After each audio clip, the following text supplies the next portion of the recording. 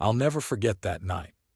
I was still paired with Bob Simmons, a veteran of the force by 20 years. The chief told me he'd seen it all, from riots in Los Angeles to presidential visits in big cities across the country. I'd learned from him, he told me. That was true, in its own way. In the end, I learned what not to do. It was the last call of the night. We were responding to a noise complaint in the north side of town. This was a quiet, upscale side of town. Older houses adorned the pristine streets with Victorian architecture, most of them in pristine condition. However, a few were abandoned, having long since fallen into disrepair. Every now and then we'd find a few squatters residing in one. Simmons believed it was a front for selling drugs, but I had never seen more than the odd homeless living in one of these dilapidated houses. We answered the call.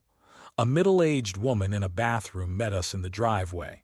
She lives across the street in a nice two-story house and said she'd heard screaming coming from the old house. I gazed at the browning husk before me. Whatever glory the old Victorian house had seen in its heyday had long been rotted away by the elements. "Should I radio for an ambulance?" I asked Simmons, but my partner already had his flashlight in one hand and service weapon in the other. "Let's secure the scene first," he replied. The door slid open as we moved to investigate. To this day, I'm not sure if Simmons brushed it open, or if the wind caught, or if... It doesn't matter. The door was so dilapidated it barely hung on its hinges. The first thing we noticed was the smell. The scent of decay hit both of our nostrils. It smelled like roadkill on a hot summer day, overpowering and inescapable. One thing was for sure. Someone or something had died somewhere in the house. The entryway led into a parlor with cracked tiles clattering beneath our feet. To the right, a stairway ascended to the second floor. My eyes struggled to adjust to the lack of light. Shadows cast about from the passing traffic outside. I couldn't tell if any of these shadows were moving. That's when a high-pitched bout of laughter emitted from the second floor. Simmons surged up towards the source of the laughter. I reluctantly followed him, even as the wooden board warped and shook beneath my feet. I didn't like the look of these stairs. In fact, I didn't like the look of the house in general. I wanted out, but Simmons continued to push forward. "Freaking druggies," he said. I pointed my gun down to the ground as we moved through the second floor. Together, we methodically cleared the second floor room by room. We never found anything of interest in any room. The previous owners had cleared out, nor did we find any sign of illegal inhabitation of any kind. Occasionally we would hear a long, deep scratching sound on the ruined, rotted wood of the adjacent room, but every time we moved to investigate, the sound would move to another wood. I told myself it was either the wind outside or perhaps a very determined termite. Even then, I knew better. After our first sweep of the upstairs, a rough bark sounded throughout the house. It sounded like a Rottweiler on steroids.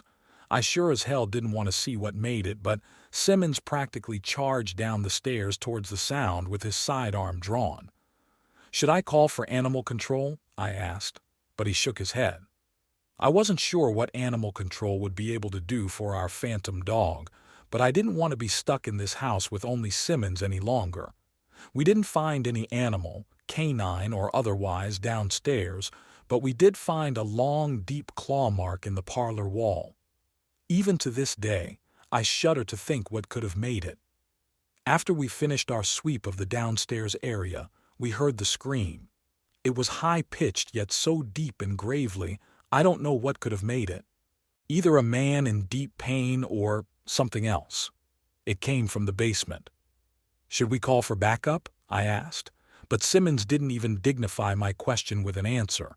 He just descended down the stairs without hesitation. I grimly followed, flashlight and weapon at the ready.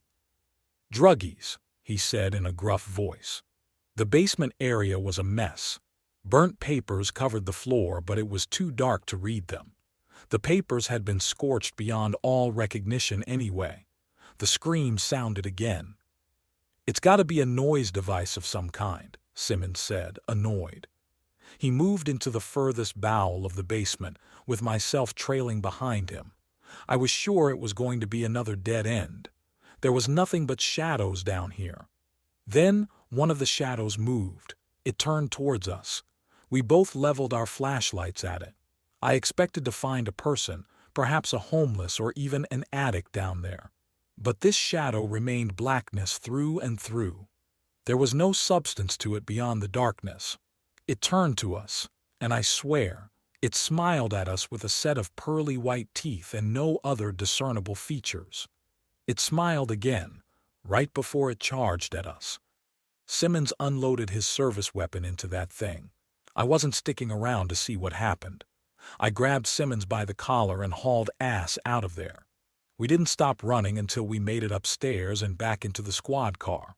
We didn't say anything to the woman who reported it. Later, I would call her and report that our investigation was both inconclusive and closed. Simmons retired after that. Last I heard, he was working at a crosswalk guard in another city. I haven't talked to him since it happened. I don't know if either of us knew what we would say.